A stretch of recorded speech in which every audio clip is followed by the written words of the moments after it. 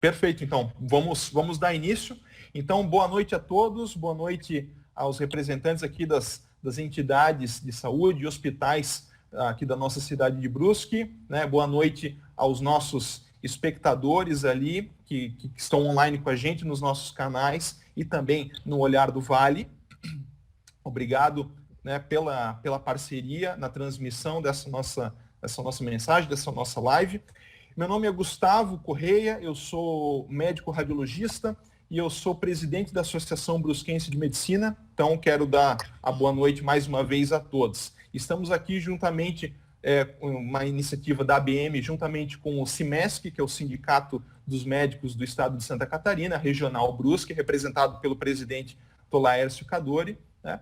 E nós temos aqui também representantes de outras entidades de saúde aqui da nossa cidade, né, que a gente vai nomear daqui a pouco quando a gente for começar a nossa discussão.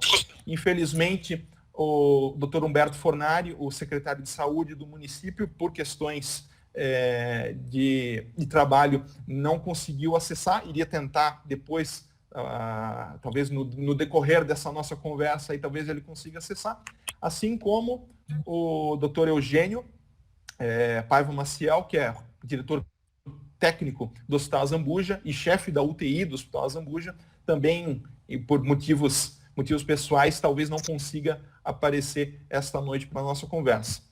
Bom, na semana passada, as nossas entidades aqui, médicas, associativistas e de sindicato de Brusque, a ABM, Associação Brusquense de Medicina, e o CIMESC, emitiram uma carta aberta, uma nota que foi, inclusive, para a imprensa, além das nossas redes sociais, justamente comentando a situação da pandemia de coronavírus aqui na cidade de Brusque.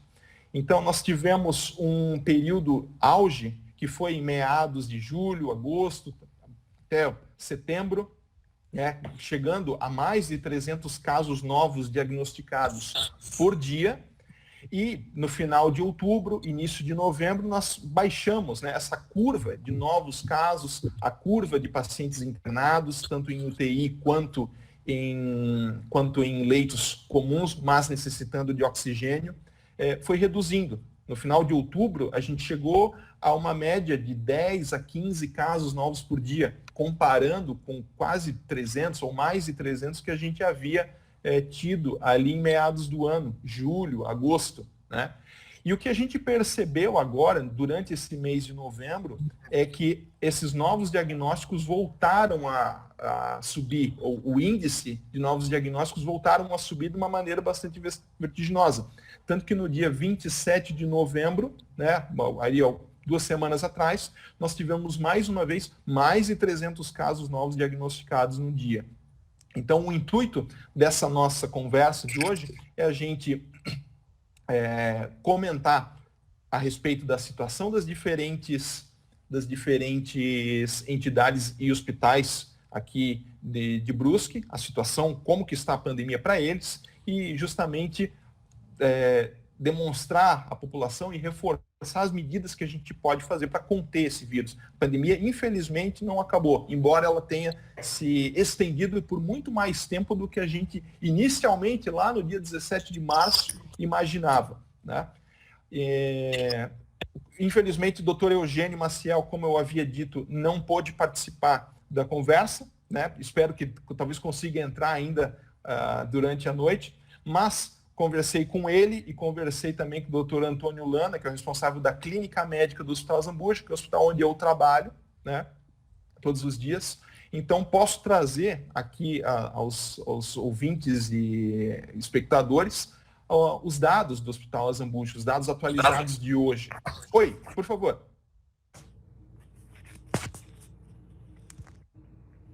Oi?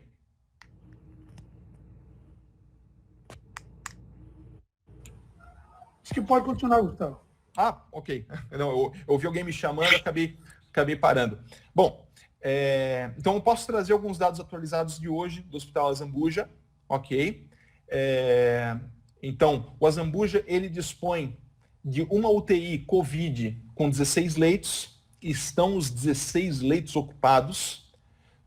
O Azambuja também dispõe de uma UTI geral de 10 leitos sem Covid para outras intercorrências, infarto cardíaco, acidente vascular, com derrame cerebral, né? Doenças infecciosas graves que necessitem de UTI. Essa UTI geral tem 10 leitos, não tem pacientes com Covid, mas também está completamente ocupada. E na clínica médica, que é o setor que ficam os pacientes que têm uma insuficiência respiratória leve, precisam de oxigênio hospitalar, oxigênio, por exemplo, por máscara, nós estamos com mais ou menos 64 pacientes hoje internados, embora esse número flutue um pouco, porque alguns recebem alta, eventualmente outros são transferidos para outros setores, então o número médio é 64 a 65 pacientes. Destes, 29 são confirmados com Covid-19 e um ainda espera o resultado final, né, o resultado definitivo do teste. Então a gente percebe que é mais ou menos metade do que tem de leitos ali de pacientes internados da clínica médica estão sendo ocupados por pacientes com Covid-19. Né? Então isso deixa a gente bastante preocupado. E conforme o doutor Ulana me passou durante essa tarde, eles perceberam em relação ao ano passado um aumento de 100% na taxa de internação hospitalar. Ou seja, eles estão internando ao longo desse ano o dobro de pacientes que internavam no ano passado. Então, como a gente tem metade de pacientes internados por Covid, provavelmente essa dobra, essa duplicação no número de pacientes que vão à internação hospitalar é justamente causado por esses pacientes que são infectados pelo coronavírus. Né? Então, isso acaba fatigando a equipe, né? Porque ocupa grande parte dos profissionais de saúde que estão lá, médicos, enfermeiros, técnicos de enfermagem, técnicos de radiologia, ocupa grande parte deles, né? Uma carga horária bastante importante. Esses profissionais também têm que se cuidar, porque eles podem eventualmente desenvolver doenças e serem afastados, o que acaba por sobrecarregar quem permanece trabalhando. Então é importante mesmo que a gente permaneça fazendo com sabedoria as nossas medidas de precaução para que a gente dê uma aquietada nessa pandemia aqui na nossa cidade. Tá? Então, bom, ditas essas palavras iniciais e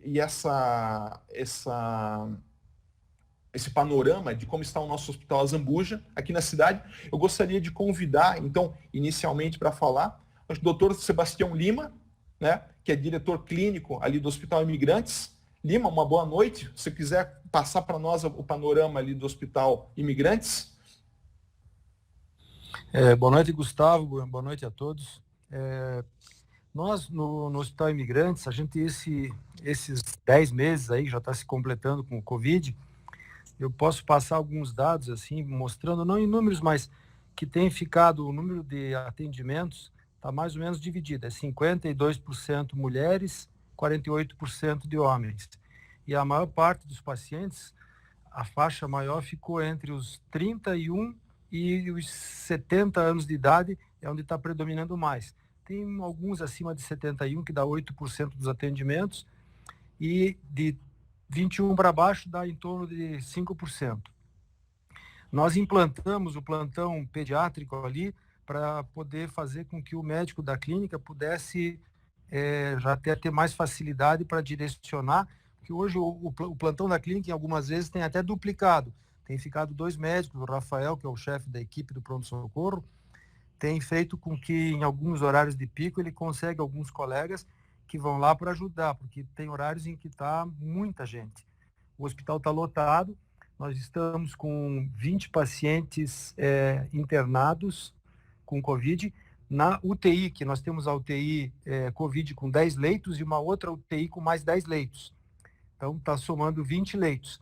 A UTI Covid está com 10 pacientes, 9 confirmados, e 7 em ventilação mecânica. Como você colocou, agora em novembro houve um aumento importante com com relação ao número de casos, teve um aumento de 44% em relação ao total de atendimentos do ano. Eles ficaram dentro do mês de novembro. Então, houve um aumento muito grande. E o hospital hoje ele tá tentando equilibrar os internamentos por causa das cesarianas, que você não pode parar, né? Então, temos dado prioridade para as cesarianas e até os obstetras têm tentado colocar alta o mais rápido possível dentro da segurança. Nós tínhamos agora, acho que 1 ou 2 crianças que estavam na UTI neonatal, já saíram, já melhoraram, né?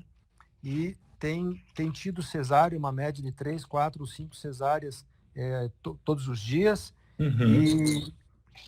E elas têm esses leitos que não dá para misturar, né?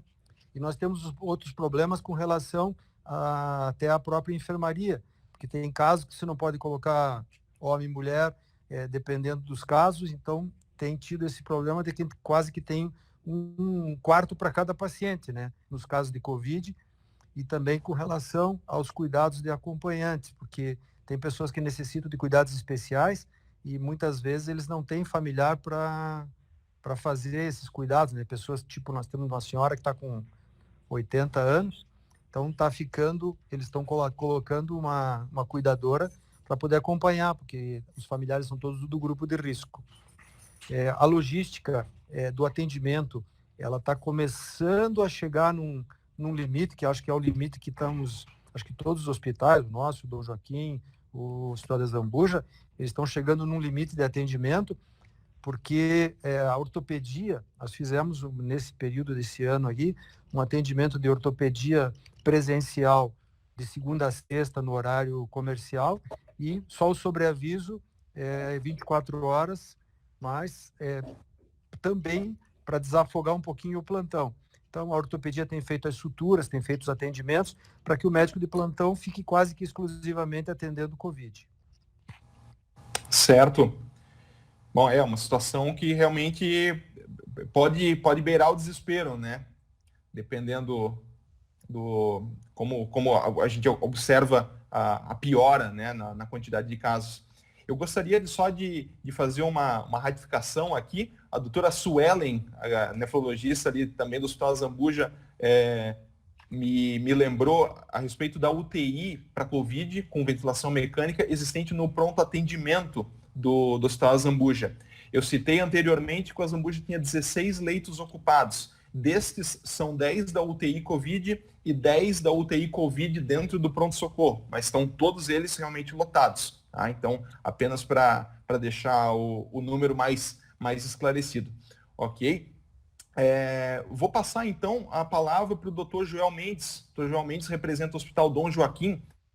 Joel, o que você está observando lá no Dom Joaquim? Boa noite, Gustavo. Boa noite, colegas. Demais profissionais que estão nos assessorando nessa live.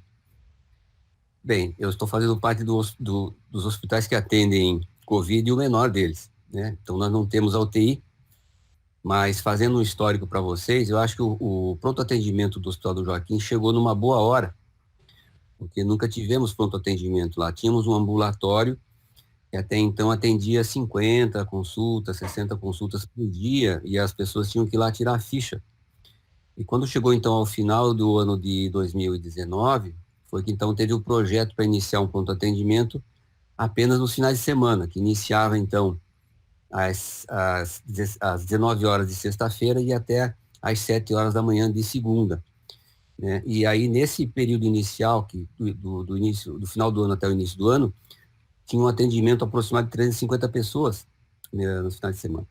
E aí começou-se a pensar, através de conversas com a prefeitura, de estender esse pronto atendimento para os dias de semana também, de segunda a quinta. Então, a partir de abril, justamente quando já estávamos no início da pandemia, foi iniciado o atendimento também das 7 da manhã às 22 horas, de segunda a quinta, e mantendo ainda os esquemas de final de semana, que eram 24 horas. Bem, nessa fase da pandemia ali, nós estávamos atendendo 350 pessoas no final de semana. Quando começou a aparecer mais casos, curiosamente diminuiu. Nós passamos a atender em torno de 30 a 40 consultas durante a semana e também no final de semana. Então, isso gerou uma diminuição do movimento, né? E o que aconteceu? Nós também começamos a criar uma estrutura para atender as pessoas que tinham alguma suspeita de Covid. Então, foi criada uma área dentro do Hospital Dom Joaquim, ali no pronto atendimento, uma área mais afastada, com toda a estrutura para se fazer a consulta ali e separado dos demais casos do pronto atendimento. Quando, acho que foi mais ou menos em julho, agosto, nós compramos mais ou menos 1.000 testes rápidos para fazer nos nossos colaboradores, funcionários e também na população. E aí nós iniciamos, numa semana fizemos 600 testes e deixamos 400 para ser usado à medida que as pessoas fossem necessitando do pronto atendimento, né?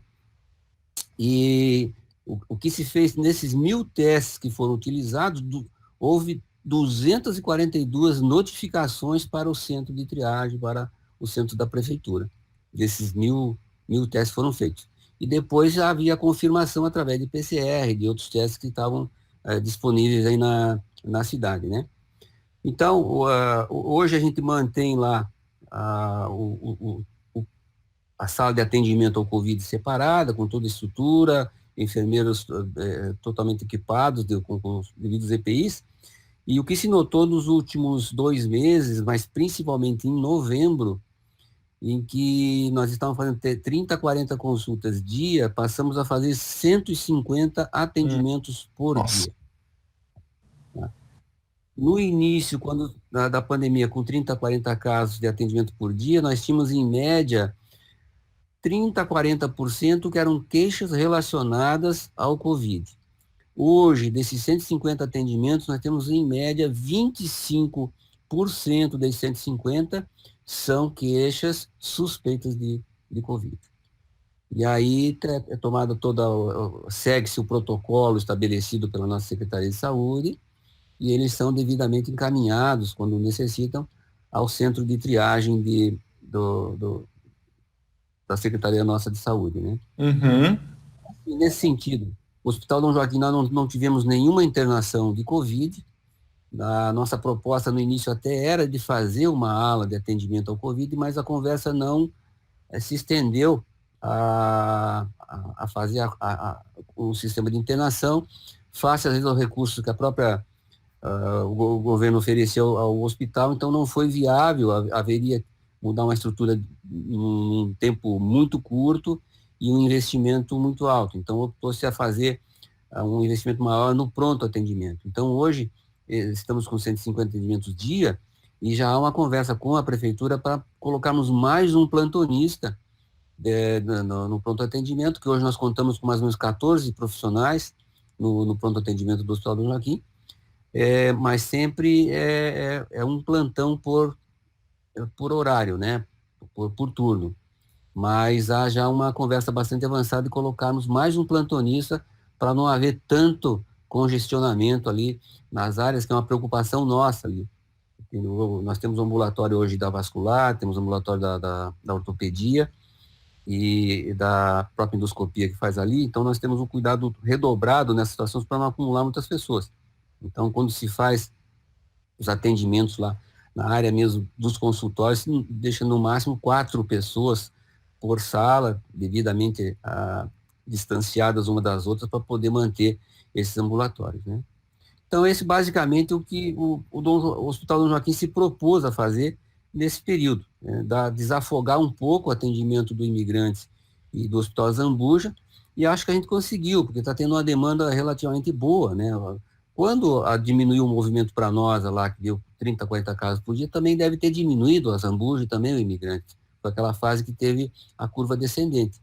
Agora, com o aumento, nós também estamos colaborando nesse sentido, também desafogando de maneira até significativa, pois 150 atendimentos por dia. Mas está havendo uma crescente nesta demanda dia e que realmente nos preocupa bastante. Certo, obrigado pelas suas considerações, Joel. E com certeza o Hospital Dom Joaquim também está fazendo um serviço bastante grande ali, justamente para ajudar uma certa retaguarda, justamente para ajudar os atendimentos realizados ali pelo Hospital Zambuja e pelo Hospital Imigrantes, né? E é interessante que você comentou ali na sua fala que você precisa ter um local adequado para atender os pacientes com Covid, né? Porque realmente você não pode expor o paciente com uma suspeita de Covid junto com o restante da população que está ali por outras queixas, né? Uma suspeita do infarto, um acidente vascular encefálico, um acidente, um trauma, né? Um acidente, né? Então é importante ter esse tipo de isolamento até dentro da instituição. Da recepção tem essa orientação na hora de fazer a ficha, até fazer essas perguntas se existe algum sintoma relacionado, porque às vezes tem alguém lá que está com uma diarreia, está com outro tipo de problema, está com a dor, machucou, bateu, né? Então essa tosse, febre e tal, é perguntado inicialmente, se houver, ele já faz a separação, já faz o isolamento desse paciente e tenta agilizar o atendimento dele. Outro detalhe também importante, quando existe uma suspeita bastante forte do Covid, tanto a enfermagem quanto os médicos, após o atendimento, trocam toda a roupagem, né? Normalmente se usa lá dentro aquelas roupas que nós usamos dentro do centro cirúrgico, as enfermeiras e os médicos usam no pronto-socorro também. É trocado o uniforme, devidamente depois isolado lá na lavanderia, né? Mas é tomado todo esse cuidado aqui. Uma suspeita muito forte é trocado, inclusive, toda a roupa da equipe de profissionais de enfermagem e médicos lá. Gustavo? Oi? Só isso que foi colocado, eu havia me esquecido, nós separamos o espaço que era o espaço da ortopedia, hoje ele é só Covid. E a gente está usando uma sala dentro da outra parte do pronto-socorro, essa mesma distinção. Os pacientes que chegam com as queixas de suspeita de Covid, eles passam por uma triagem separada e vão para outro espaço.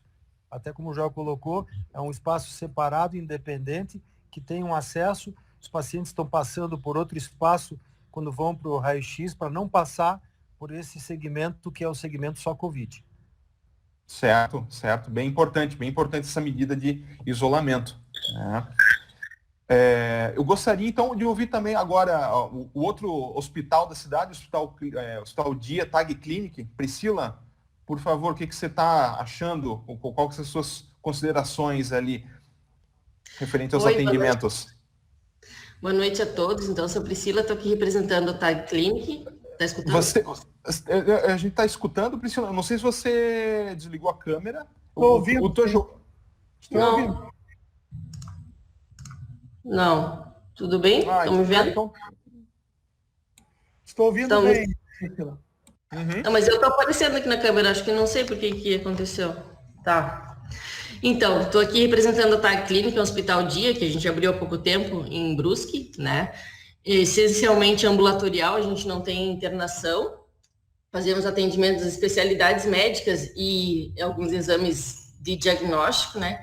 Implantamos um plantão clínico, né? Inicialmente a ideia, a gente acreditou que seriam para os atendimentos clínicos que têm uma demanda reprimida, porém, assim, em novembro, como vocês também, os hospitais maiores, né, sentiram, começamos a atender muitos pacientes com suspeitas clínicas de Covid e com Covid diagnosticado, né?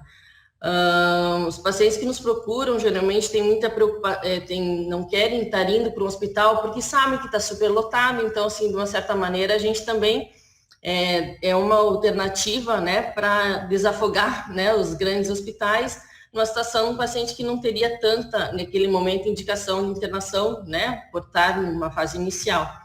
E o que a gente observa muito, assim, é um temor, né, das pessoas, enfim, de todo mundo, né, de estar indo e sabe que, às vezes, pode estar iniciando numa medida ambulatorial, um tratamento mais de acompanhamento, né, e claro, cada um com o seu protocolo individualizado para receber as devidas orientações e os tratamentos iniciais.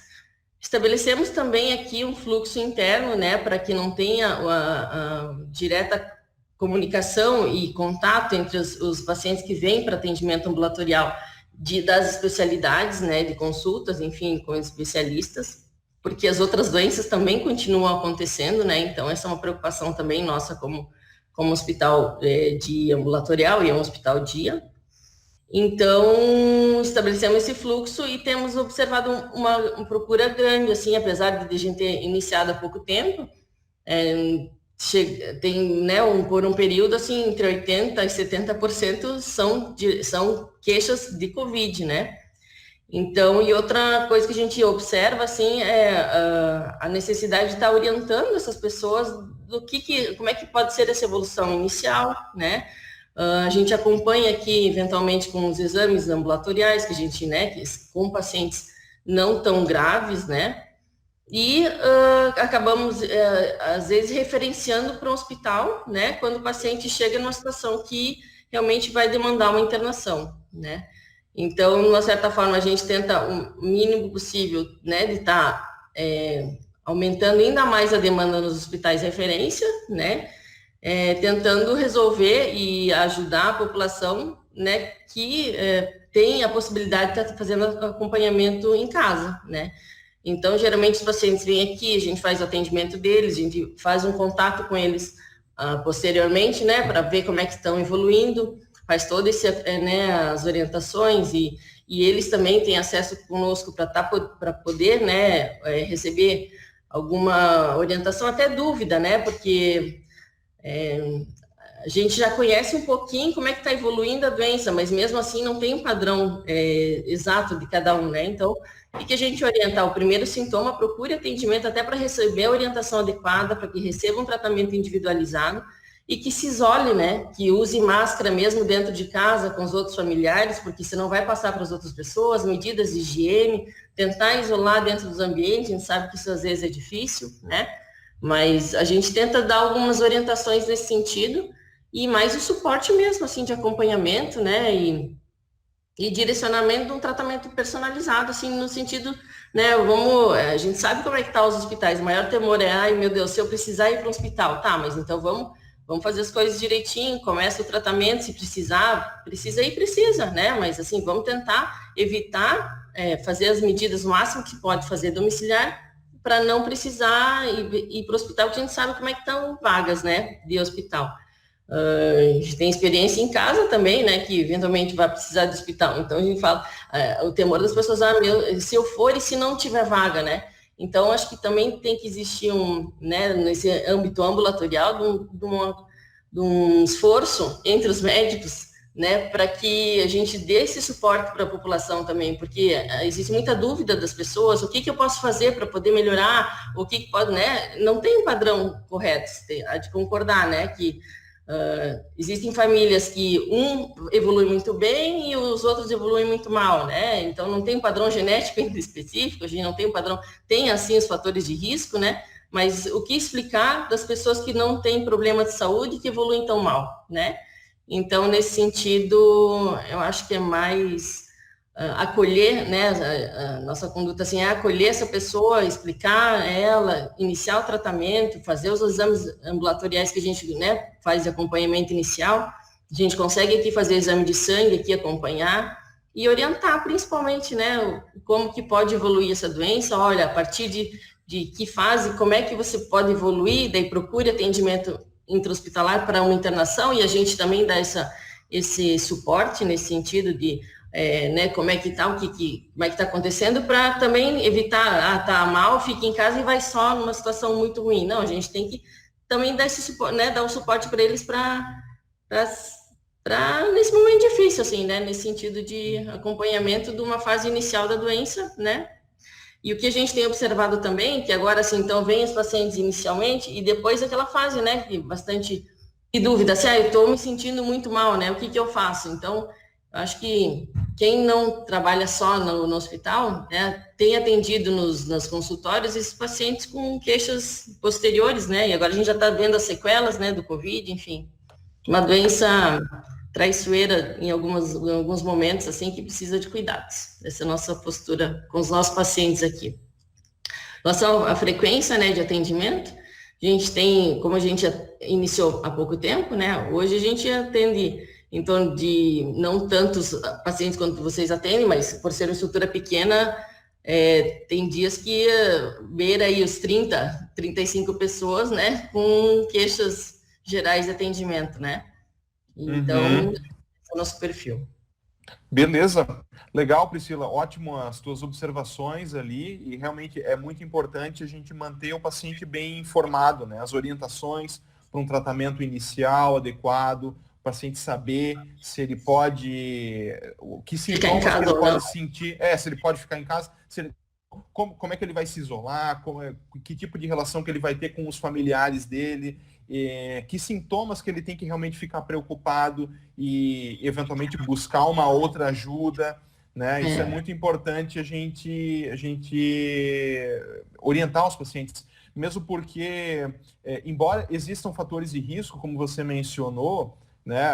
Pessoa de mais idade, pessoa diabética, pessoa com obesidade, a gente observa que tem pessoas com esse perfil que estão tendo infecções leves e pessoas jovens, ígidas, que estão tendo quadros bastante graves. Então, assim, ninguém está completamente a salvo da doença. A gente precisa orientar os nossos pacientes disso, né?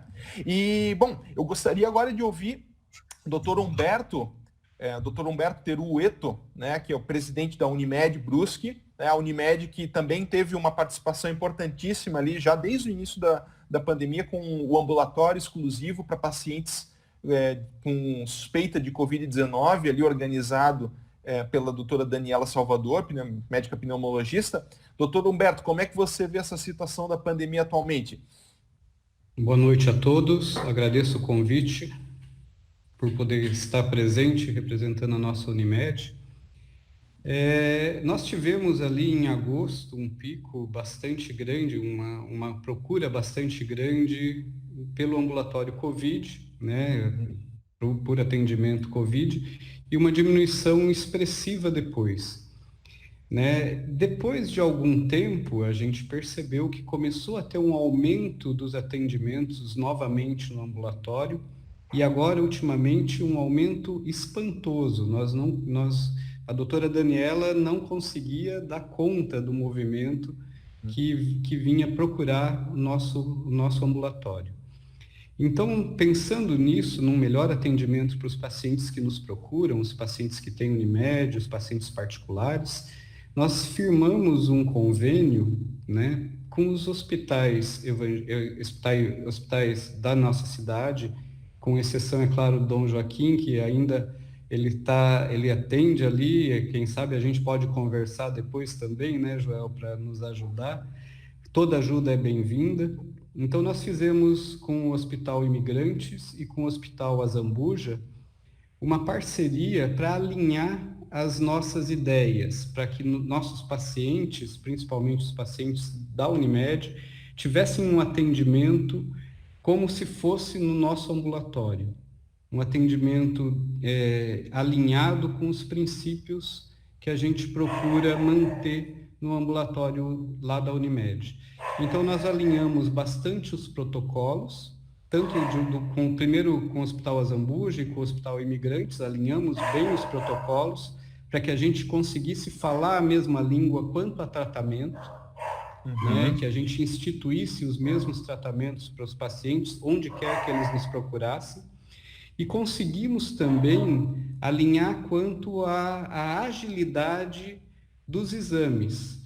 Então, pacientes que procuram o pronto atendimento dos outros hospitais, eles conseguem ter um atendimento rápido e um exame realizado com rapidez também, né? Então, nós conseguimos que conseguíssemos ter uma agilidade na autorização de exames para esses pacientes especialmente, porque normalmente eles precisam de uma tomografia, de um eletrocardiograma, de outros exames de sangue. Então, nós conseguimos alinhar para que isso fosse feito rapidamente.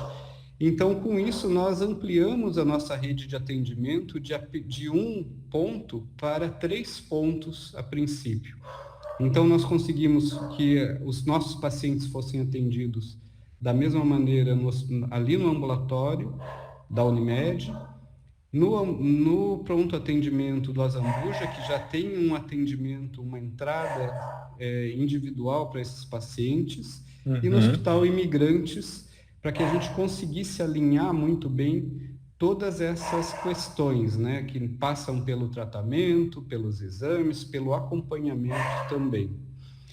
E, além disso, nós tomamos a iniciativa de disponibilizar o laboratório da Unimed, lá do bairro Santa Terezinha, que funciona ali no Stop Shop. Nós conseguimos, no início, quando começou a aumentar o número de atendimentos, nós disponibilizamos meio período do ambulatório, do laboratório da Santa Terezinha. E com o aumento constante do número de pacientes que nos procuravam e que eram atendidos, tanto nos hospitais, a gente aumentou e deixou exclusivamente o laboratório da Santa Terezinha para atendimentos de caso Covid. Então, essa unidade do laboratório da Unimed ficou exclusiva para atendimento de casos Covid. E os outros casos que não são Covid, eles são encaminhados para o nosso laboratório do centro. Então, isso evita o trânsito cruzado de pacientes que têm e que não têm a doença, ou que têm uma suspeita forte dos que não têm. Então, isso facilitou bastante o fluxo e o atendimento. A gente conseguiu ampliar esse atendimento, né? É claro que nessa situação de pandemia, a gente queria oferecer muito mais ainda, mas é uma dificuldade principalmente quanto à mão de obra. Né? Nós temos hoje em torno de 15%, de 10% a 15% de falta de mão de obra, tanto da parte médica quanto da parte dos profissionais de saúde, todos, eles também se adoecem com o Covid e têm que ficar afastados. Então, isso dificulta muito o andamento do atendimento, mas com essa nossa pulverização, nós conseguimos minimizar esse tipo de situação.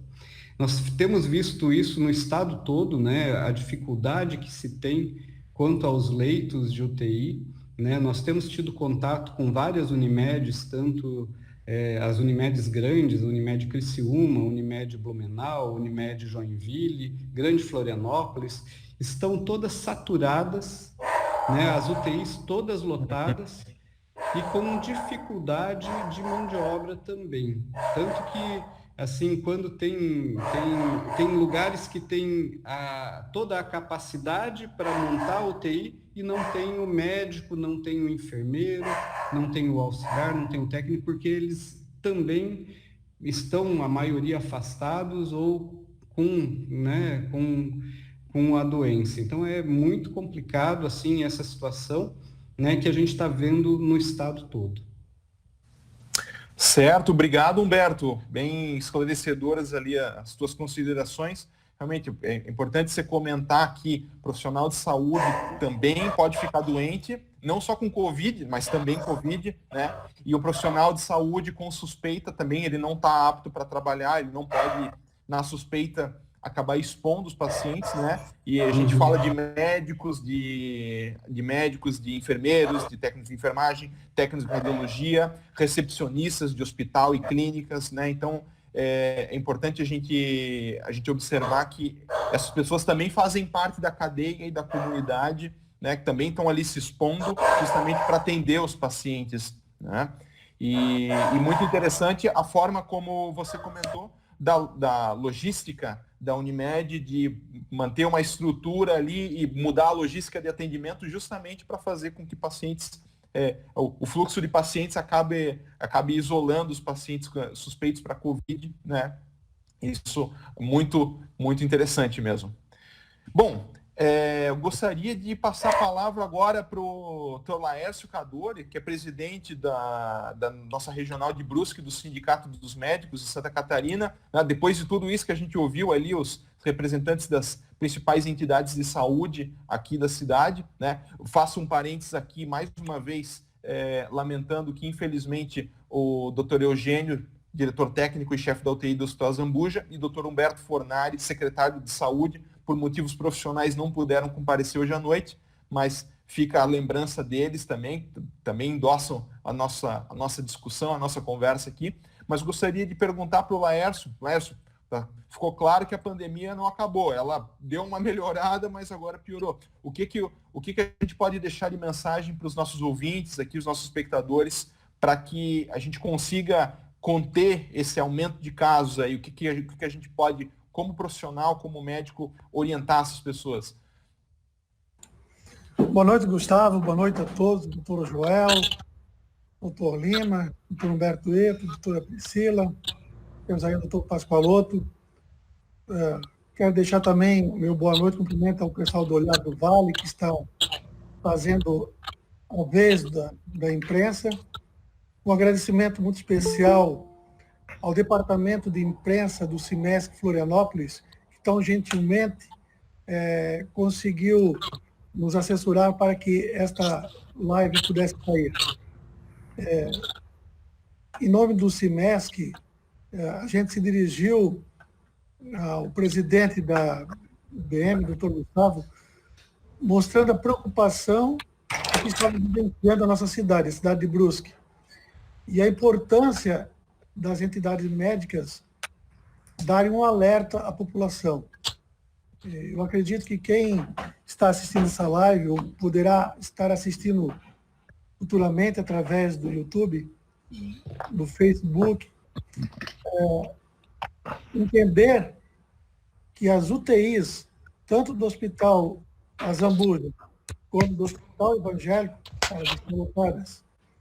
Os 10 leitos da UTI específica para a Covid do Hospital Azambuja, mais outros 6 que eles criaram no pronto-socorro, uma extrema necessidade, estão todos ocupados.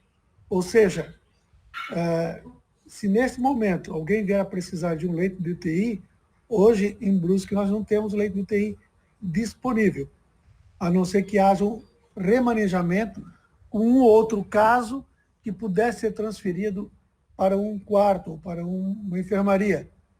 Casos esses que, de repente, uma máscara ou um catéter de oxigênio fosse o suficiente para mantê-lo. E a importância da população entender que não bastam também só mais leitos, ou só mais equipamentos, ou só mais respiradores. Há uma necessidade de uma mão de obra especializada. E os profissionais de Brusque, eles já estão saturados. Ou seja, Brusque está precisando de mão de obra hoje para tocar os leitos a mais que estão sendo criados. O Hospital Azambuja acabou chamando uma cooperativa que dá suporte em termos de enfermaria, em termos de pessoal de enfermagem, para vir ajudar, porque tem profissionais médicos que também estão adoecendo, tem profissionais da enfermagem adoecendo, os poucos que estão na linha de frente estão muito cansados, sobrecarregados. Então, é muito importante que a população entenda isso e faça a sua parte. Que parte é esta que a população teria que fazer? Em primeiro lugar, não é o lockdown, ficar dentro de casa, mas evitem a aglomeração. Mais que 4 pessoas já é considerada aglomeração.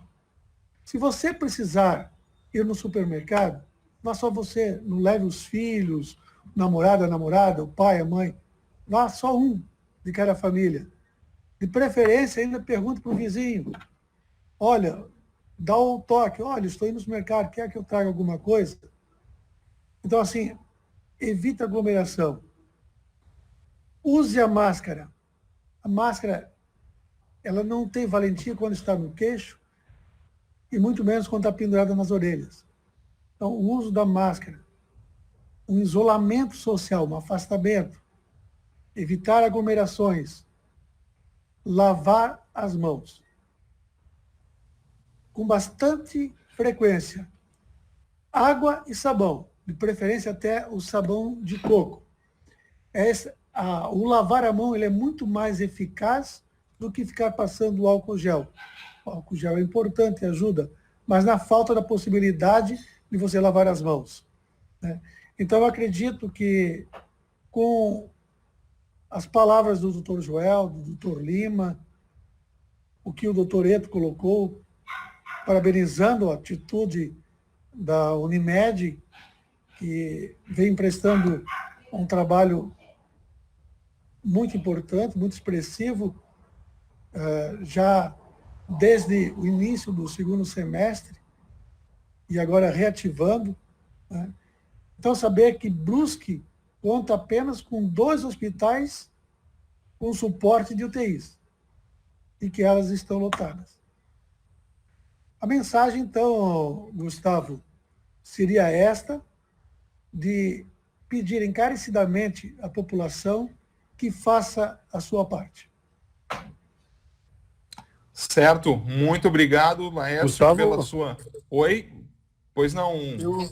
Eu queria só, uma das coisas que me ocorreu, assim, enquanto a gente está conversando, Claro. eu não sei qual vai ser o impacto que vai ter essa live, quantas pessoas a gente vai abranger, mas aproveitar que a gente está com várias entidades, a Unimed, os hospitais, sindicatos, a ABM, que nós pudéssemos, talvez, através do sindicato, fazer uma mensagem, talvez estadual, porque uma das coisas que eu andei conversando com vários colegas, que quem está na linha de frente, ele está precisando também dessa compreensão e que a gente passe essa sensibilidade de que cada um de nós, dentro do pronto-socorro, no pronto atendimento, atendendo os casos de Covid e as outras doenças que continuam acontecendo, que a gente passasse uma mensagem de que eles podem contar com a classe médica e que eles compreendam, às vezes, a prioridade, que vai caber a nós a capacidade, muitas vezes, de organizar e priorizar os atendimentos. E que em nenhum momento a classe médica vai se furtar a dar prioridade para quem está correndo risco de vida.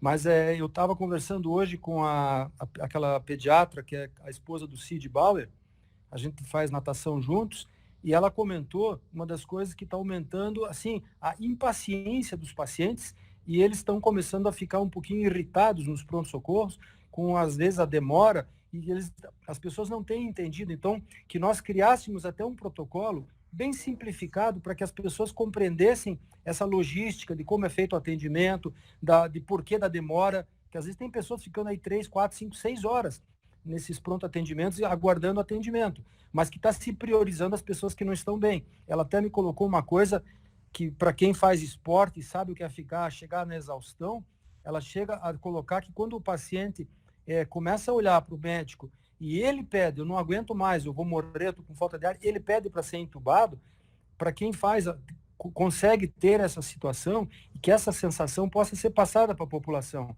que nós temos essa sensibilidade, que nós temos essa preocupação, e eu vejo como você colocou, que uma finalidade não era ir para o lado científico, mas era levar a sensibilidade dessas diversas entidades, todas fazendo a sua parte, porque nós precisamos até da própria imprensa para colaborar conosco, para a gente conseguir acalmar a população. Porque, como você disse, as pessoas algumas, não é por querer, mas estão fazendo errado esperando que dê certo, e não é possível você conseguir fazer errado e achar que vai dar certo. E isso tem complicado muito, e a situação chegou nesse ponto, porque a gente tem visto esse envolvimento, principalmente da ignorância e da política nessas situações, e elas têm agravado muito também o que já era grave, né? É isso aí, obrigado. Certo. Eu acho que você, Lima, juntamente com o Laércio, fecharam, né, e resumiram muito bem o intuito da nossa mensagem aqui hoje.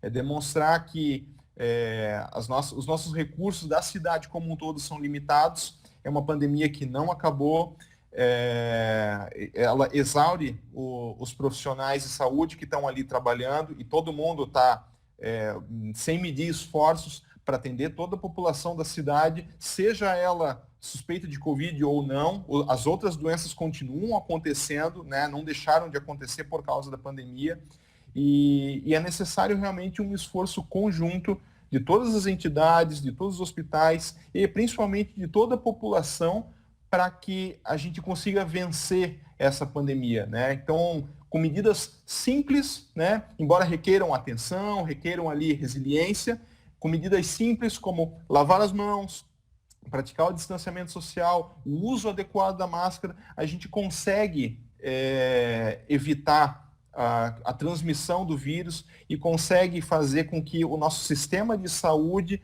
também tenha uma complacência suficiente para atender aqueles que necessitam, né? Então, esse foi o objetivo da nossa conversa de hoje. Acho que essa é a mensagem que a gente gostaria de deixar para a população de Brusque, né? Nós aqui somos médicos, estamos aqui lutando por vocês, juntamente com uma série de outros profissionais que estão engajados ali no atendimento de toda a população. A gente não vai medir esforços para atender todo mundo que está aqui em Brusque e que procura o nosso atendimento. Mas é importante que a população realmente também faça a sua parte, porque só juntos a gente vai conseguir vencer esse vírus. Então, gostaria, talvez, ir já para os pontos finais aqui da nossa conversa. Gostaria mais uma vez de agradecer ao Tolaércio, né, representando o Sindicato dos Médicos aqui de Santa Catarina, da Regional de Brusque. Quero agradecer o Dr. Sebastião Lima, representando o Hospital Imigrantes. Quero agradecer também o Dr. Joel Mendes, representando o Hospital Dom Joaquim. Doutora Priscila Heck, representando a TAG Clinic. Dr. Humberto Eto, que representa a Unimed. E gostaria também de mandar um abraço ao Dr. Eugênio Maciel, que representa o Hospital Zambuja, e o Dr. Humberto Fornari, que é o nosso secretário de saúde, que infelizmente, por motivos profissionais, não puderam estar presentes. Também essa live não poderia acontecer sem a ajuda da equipe técnica do CIMESC lá de Florianópolis. Então, muito obrigado, Rubens, pela tua participação e por disponibilizar, né, essa parte técnica. A Fábia, que é a nossa secretária da ABM e do CIMESC, que também faz o possível e o impossível para as coisas acontecerem. E também o Anderson do Olhar do Vale, né, que ajudou a replicar essa nossa mensagem, e a gente espera que alcance a população, que a gente consiga fazer com que essa mensagem seja ouvida e seja praticada por quem ouve. Então, mais uma vez, pessoal, muito obrigado, né, uma boa noite para todo mundo, e acho que agora a gente encerra a nossa transmissão. Muito obrigado, um abraço. Obrigado, boa noite a todos. Boa noite a todos. Boa noite. Tchau, tchau. Boa noite. Boa noite a todos. Obrigado.